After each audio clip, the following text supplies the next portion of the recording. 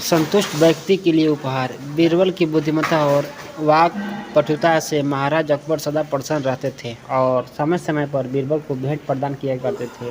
बीरबल ने भी इन भेंटों को संग्रह कर अच्छी तरह धन संपदा एकत्रित कर ली थी। एक दिन जब वह राजदरबार पहुंचा तो उसने कीमती वस्त्र और आभूषण धारण कर रखे थे, जिसे देख महाराज ने कहा, बीरबल, क्या तुम्हें आभास है कि तुम्हारी वेशभूषा और रहन सहन में बहुत परिवर्तन आ चुका है?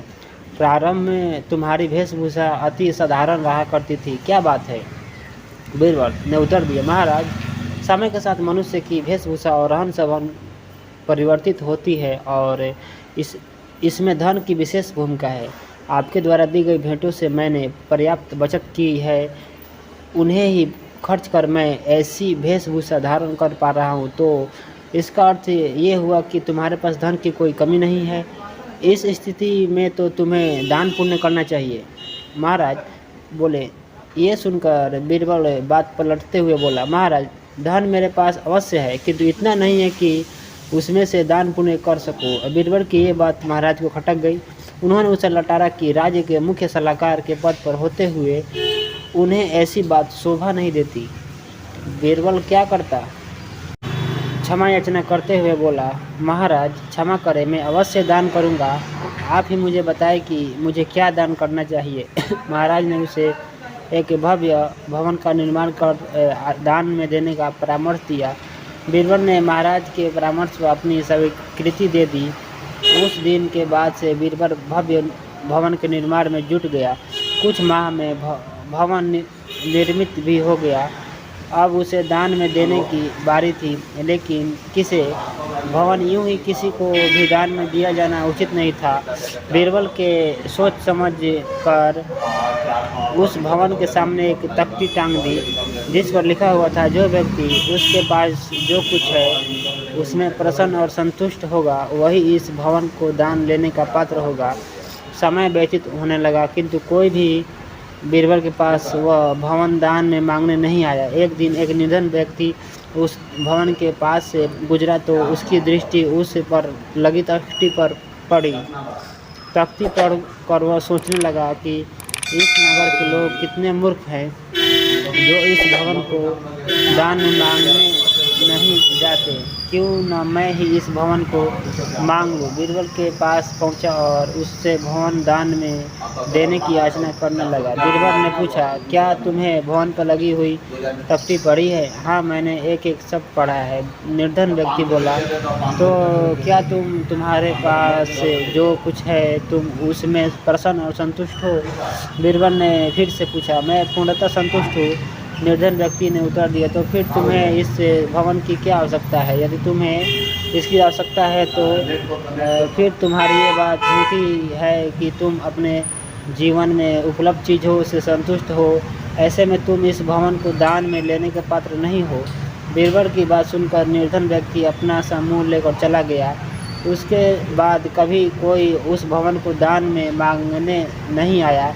कई दिन भी जाने पर भी भवन दान में न दिए जाने की बात जब महाराज के कानों में पड़ी तो उन्होंने बीरबल को बुलाया और इसका कारण पूछा। बीरबल ने सारी बात बता दी। महाराज यह बात सुन हंस पड़े कि बीरबल अपनी बुद्धिमत्ता से दान देने से भी बच गया। फिर उन्होंने पूछा कि अब इस भवन का क्या करोगे? तो बीरबल बोल पड़ा, किसी दिन शुभ मुहूर्त देखकर गृह प्रवेश करूंगा। 3 गुड़िया की कहानी। एक बार राजा अकबर के दरबार में पड़ोसी राज्य का एक धनी व्यापारी आया।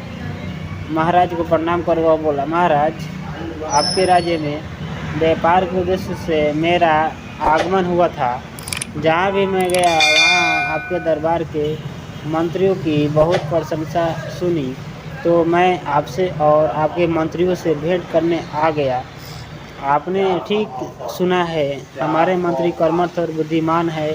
महाराज अकबर बोले, महाराज, आप आज्ञा तो दें तो मैं आपके मंत्रियों की एक छोटी सी परीक्षा लेना चाहता हूँ। व्यापारी बोला। जब महाराज ने आज्ञा दे दी तब व्यापारी ने अपने थैले में से 3 गुड़िया निकाली, जो दिखने में एक सरीखी थी उन्हें महाराज को देखते हुए वह बोला, महाराज, ये तीनों गुड़ियाँ दिखने में एक जैसी है, लेकिन इन सब में एक एक अंतर है। आपके मंत्रियों को वही अंतर पता कर लगाना है। मैं 30 दिनों के उपरांत पुनः दरबार में उपस्थित होऊंगा। आशा है तब तक आपके मंत्री का और इसका उत्तर ढूंढ लेंगे। इतना कहकर वह चला गया। महाराज ने वो तीनों गुड़िया बीरबल को छोड़कर अपने हर मंत्री को 3-3 दिनों के लिए दी, ताकि वे उसमें अंतर ढूंढ सके, लेकिन कोई भी मंत्री उसमें सफल नहीं हो पाया। महाराज ने स्वयं भी उन गुड़ियों में अंतर ढूंढने का प्रयास किया, लेकिन वे भी सफल न हो सके। ऐसे में उन्हें चिंता सताने लगी कि यदि व्यापारी वापस आया और उसे पता लगा कि हमारा कोई भी मंत्री उसके प्रश्न का उत्तर नहीं ढूंढ पाया, तो ये राज्य के मंत्रियों के साथ साथ पूरे राज्य के लिए लज्जा की बात होगी। व्यापारी के आने में मात्र 3 दिन ही शेष रह गए थे और महाराज के पास अपने सबसे विश्वास पात्र बीरबल को बुलाने के अलावा कोई चारा शेष न था। उन्होंने बीरबल को बुलाया। उसे वह तीनों गुड़ियाँ देते हुए बोले, बीरबल, हमें लगा था कि व्यापारी की दी हुई इन 3 गुड़ियों में अंतर हमारे दरबार के मंत्री ही ढूंढ लेंगे, लेकिन ऐसा हो न सका। हम भी इसमें सफल न हो सके। अब तुम ही हमारी आखिरी आशा हो। हमें तुम पर पूर्ण विश्वास है कि तुम राज्य के सम्मान की रक्षा करोगे। बीरबल तीनों गुड़िया लेकर घर चला गया। 2 दिनों तक बहुत देखने, समझने और सोचने के बाद भी उसे गुड़ियों में कोई अंतर समझ नहीं आया। तीसरे दिन भी वह सोचता रहा और शाम होते तक उसने वह अंतर ढूंढ लिया। रात में वह आराम से सोया और अगले दिन नियत समय पर दरबार पहुंच गया। वहाँ महाराज अकबर और सारे दरबारी उपस्थित थे। साथ ही पड़ोसी राज्य का व्यापारी भी। महाराज बोले, बीरबल, व्यापारी माँ से को तीनों गुड़िया का अंतर बताओ। बीरबल अपने स्थान से उठ खड़ा हुआ और कहने लगा, महाराज, ये तीनों गुड़िया दिखने में एक जैसी है, लेकिन इन सब में एक अंतर है जो इन्हें एक दूसरे से अलग करती है। पहली गुड़िया के एक के कान और मुंह में छेद है, दूसरी गुड़िया के दोनों कान में छेद है, तीसरी गुड़िया के बस एक कान में छेद है। बिल्कुल सही बोले बीरबल, लेकिन ये भी बताओ कि इन छेदों का अर्थ क्या है। व्यापारी बोल पड़ा। बीरबल ने सेवक से कहकर 3 पतले तार मंगवाए। पहला तार पहली गुड़िया के कान में के छेद में डाला, वह मुंह के छेद से बाहर आ गया। सबको यह दिखाते हुए बीरबल बोला, ये पहली गुड़िया जिसके एक कान और मुंह में छेद है ऐसे व्यक्ति को दर्शाता है कि जिसे कोई गुप्त बात बताने पर वह उसे गुप्त न रखकर दूसरे को बता देता है। ऐसा व्यक्ति पर विश्वास नहीं किया जा सकता। फिर उसने दूसरी गुड़िया के कान के छेद में तार डाला। वह तार दूसरे कान के छेद से बाहर निकल आया। वह बोला, यह गुड़िया दूसरी गुड़िया जिसके दोनों कान में छेद है ऐसे व्यक्ति को दर्शाती है जो किसी भी बात को एक कान से सुनता और दूसरे से निकाल लेता है। ऐसा व्यक्ति आगे किसी बात को कोई महत्व नहीं देता। फिर उसने तीसरी गुड़िया के कान में तार डाला। वह तार उसके अंदर ही रह गया।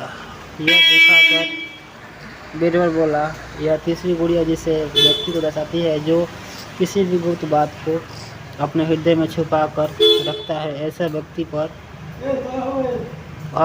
पूर्ण विश्वास किया जा सकता है। बीरबल का उत्तर सुनकर महाराज और व्यापारी प्रसन्न हो गए। उन्होंने उसकी बुद्धिमानी की दिल खोलकर प्रशंसा की और पुरस्कार भी दिए। तब बीरबल बोला, महाराज, मैंने आपको इन 3 गुड़ियों के चरित्र का एक अन्य वर्णन भी बताता हूँ। पहली गुड़िया ऐसे व्यक्ति को दर्शाती है जो स्वयं ज्ञान प्राप्त कर वह ज्ञान दूसरों से में बांटता है। दूसरी गुड़िया ऐसे व्यक्ति को दर्शाती है जो ज्ञान की बात भी कभी ध्यान से नहीं सुनता। तीसरी गुड़िया ऐसे व्यक्ति को दर्शाती है कि जो स्वयं को ज्ञान प्राप्त कर लेता है, लेकिन वह ज्ञान अपने भीतर ही छुपा कर रखता है और कभी दूसरों को नहीं बताता। यह वर्णन सुनकर व्यापारी कहता है, बीरबल, तुम्हारे बारे में जितना सुना था तुम उससे भी कहीं अधिक बुद्धिमान हो, व्यापारी महाराज अकबर से विदा लेकर चला जाता है। इस तरह बीरबल के कारण राज्य का सम्मान व्यापारी के सामने बच जाता है। थैंक यू दोस्त, थैंक यू वेरी मच।